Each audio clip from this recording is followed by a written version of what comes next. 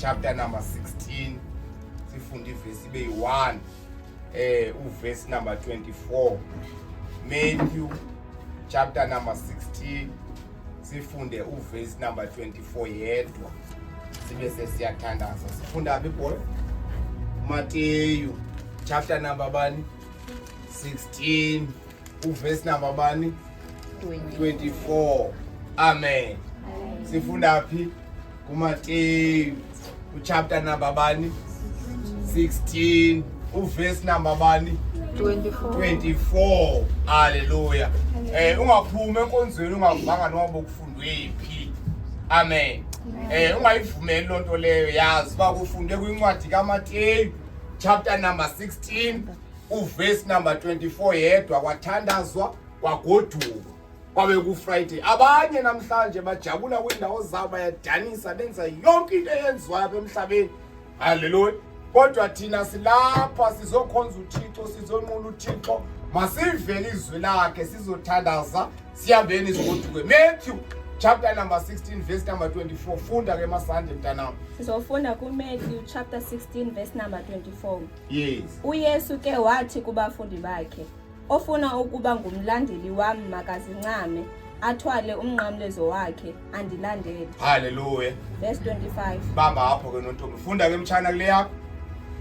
Verse 24. Yes. Then Jesus told his disciples, If anyone would come after me, let him deny himself and take up his cross and follow me. Hallelujah. Lithi izwi lenkosi, uYesu wathi kubafundi bakhe, ofuna ukundilandela makazincame. Hallelujah. Ofuna ukundilandela makazincame, awuthabathe owakhe umnqamlezo andilandele. Hallelujah. Funda ke masandi verse number 24. uYesu ke wathi kubafundi bakhe, ofuna ukuba ngumlandeli wami makazincame. Ofuna ukuba ngumlandeli wami, ofuna uba ngumlandeli kaYesu, yena ngokwakhe makazincame. Hallelujah. Ofuna uba ngumlandeli kaYesu, angeke umlandeli uYesu ngenene nangenyaniso nangeqiniso ungazincamanga. Hallelujah. Xolisela uba umzayena uba umnuka bafonile bathi bazokwazi basambele befama balapha nabantu abakwakhona ngenxa yezinto. Hallelujah. Uthi uYesu ofuna ukundilandela makazincame. Hallelujah. Ebeke wangqina apha ekongoziwe Sunday ethi ukukhonza uThixo awunomkhonza uThixo ungazincamanga. Ngoba ukuzincama kubiza ukuzincama. Uthi uma Sunday mabanga phambili engqina, ndiyambonga uThixo ondilandileyo wandenza ndibe sendlini yakhe. Hallelujah. Lonto yandenza ndakwazi ukuncama izinto bezibonakala ingathi zilungile. Hallelujah.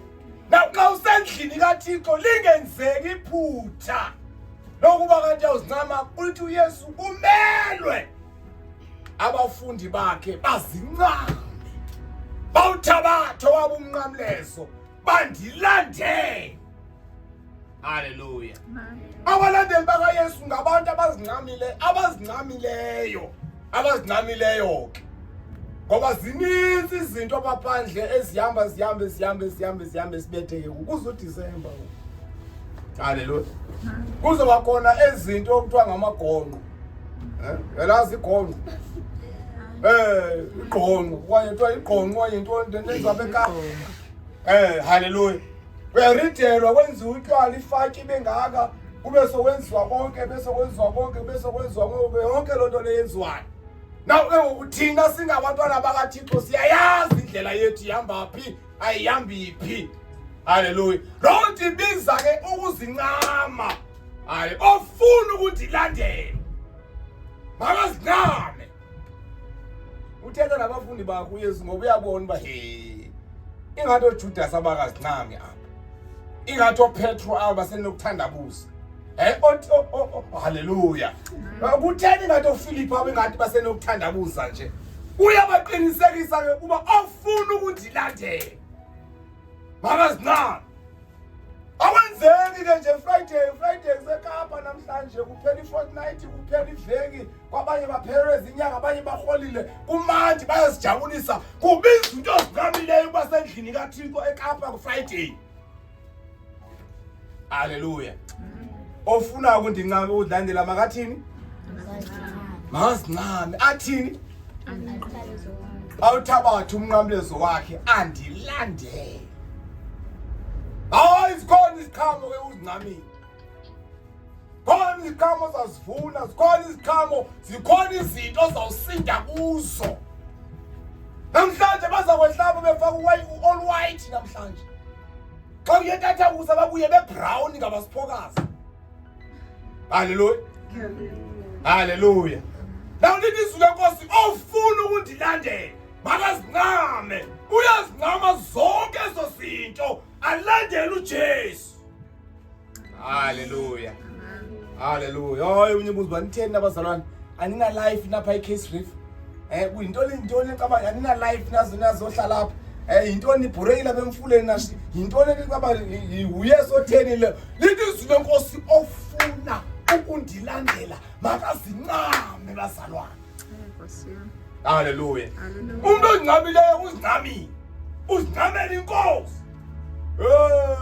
Ke sawabona thina abantu ube kuthiwa hey. Hayi lo umuntu akabanayo uzincamile. Akancane. Kuthiwa yo awuzincamile uzincamela utshwala lo mntana. Hallelujah. Uve mnye kuthiwa hayi ubani uzincamile angeke. Akebi weba uve kuthiwa ubebile wasikwa ngabahlali bamsika. Kodwa the following day uve kuthiwa uyobile futhi. Uzincamela ukweba. Hallelujah.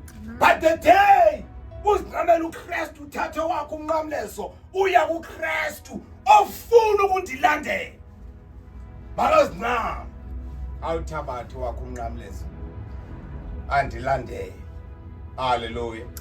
Yonke ke lonto leyo yokulandela uKristu ke inamaqhithi, inama-benefit. Kunabantu abazawugxeka bakunyelise bakubize ngamagama bakuthathe bayokulahla kude. Bathi akhonto yakho imfishi yomuntu uYesu wantoni omlandelayo bakutsho kodwa bajongile ba impilo yalentombi ingathi itshintsha nje kunathi.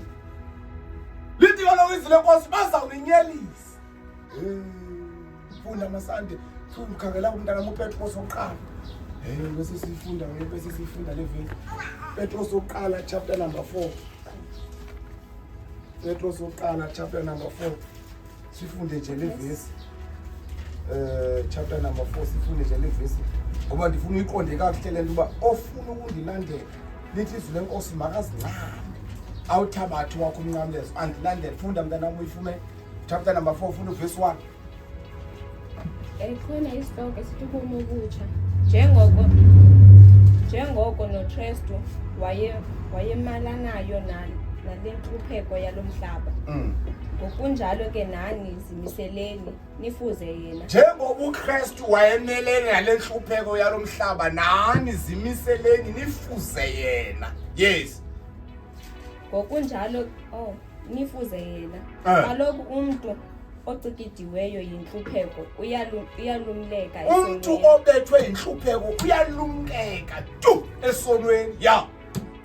Aze athi ke ngexesha asenalo emhlabeni angaphileli ukwanelisa iminqweno yesimo ngexesha kalifumeneyo emhlabeni angaphileli ukwenelisa isixesha lesimo esidala. Ya. Koko aphilele ukwenza oko kuthandwa nguThixo. Now xa sake zincamile ngokuphilela oko kuthandwa nguThixo. Yes.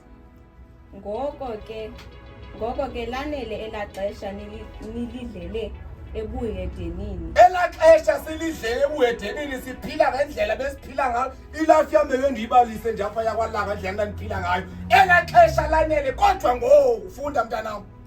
Kaloku ngoko naningo-andikhathali. Nani-ongandikhathali andinandaba.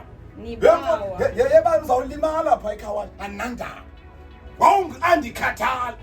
Uvile kuthiwa kudutyula umuntu phaa wena andinandaba ndiyaya. wawungu andikhathayo but ngo ya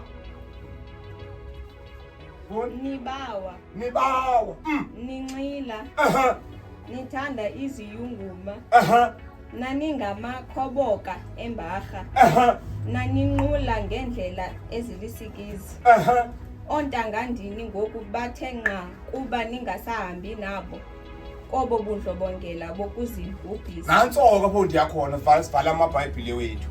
Lithi izwi lenkosi ofuna ukundilandela makazincame. Haleluya. Na wena ke xa sozincamile uzincamile. Thanda ukuzincama mna. Hayi bingathi uzincama, ukuzincama. Uzincamela inkosi. Ungazincameli necawa ngoba icawa yawuphoxa. Uzincamela inkosi uKristu. Haleluya. Lithi izwi lenkosi ke ngoku ontangandini abantu benihamba nabo owam abanye abafana benihamba nabo ezinye intombi benihamba nazo zithe nqa ngokuba wayi seningahambi kunye nazo ubuye kwelo bundlobongela bokuzibhubhisa. Funda mntanam le vesi uvesi bani lo? Uvesi 4. Funda lo vesi 4 sithanda senqebile. Ontangandini ngoku bathe nqa kuba ningasahambi nabo ontangandini iitshomi zakho abantu buhamba nabo abantu bukhula nabo abantu buhlenza nabo izinto bawakhela umkha bathe nqa bantu abafikayo kuwe bafike bathi hayi suka uyazenzisa uhlelo usezawuphinde wena ubuya apha kuthi uhlelo usezawuphinde ube nje bayakunyelise bawunye lizwi lenkosi why bathe nqa why uphila lempilo oyiphilayo. Haleluya. Ofuna ukundilandela makazincame awuthabatho wakho umncamlezo andilandele. Ontangandini bathe nqa waye senikeza ngohlobo icawe etheni le oyithathele phezulu kangaka waye manusi bathe nqa ofuna ukundilandela makandilandele ofuna ukundilandela makawuthabatho wakho umncamlezo wasincame andilandele. Gqibezela ke mntana. Yiyo lento beninyelisa ayanyeliswa abazalwane bayanyeliswa abantu abasindisiweyo bayagxekwa babizwa ngamagama bayanyeliswa. Why? Because abantu bathe nqaba waye uphila lempilo oyiphilayo uthe umama uthwane efundisa ngapha kwendlela benikhona uthi abantu bafuna ukubizela kule nto abayenzayo uzobancedisa. Atomnye hayi ndisindisiwe kodwa ayinoko hayi bayayibaka obani. Lithi izwi lenkosi ofuna ukundilandela makazincame awuthabatho wakho umnqamlezo andilandele. Ya yiyo loo nto beninyelisa benigxeka. Gqibezela sithandazi. kambe ke baseza kunika ingxelo kulowo uhlalele ukugweba abahleliyo nabafileyo. Baseza uphendula bonke abacilidayo bangcika ivali bakubiza ngezinto ngezinto. Wena wena into ezawunceda nje ukusuhambele kude na lempilo oyithathile izigqimo sithathile ufuna ukuyiphila ngoku ayibadingi labo bantu otherwise bawukudilita tu uhambele kude na ukuthi ke sifuneke niphile lempilo. Ofuna ukundilandela makazincame andilandele awuthabatho wakho umnqamlezo. Ontangandini ke bathe nqa bayanyelisa bayagxeka banibiza ngamagama banibiza ngento yonke kodwa istress abanaso istress abavuka naso abanye balala athi umuntu ufuna vele ndidakwe ndingazi noba kuthini abusela utywala buhle buzobeka kule ndawo abuye endlini alala ebusuku ngo-12 kuphela utywala zibuye istress. Haleluya. Kodwa ozincamileyo ezincamela uKristu akafiki kwezo zinto. Haleluya. Cela siphakame sinenge nyawo uJesu.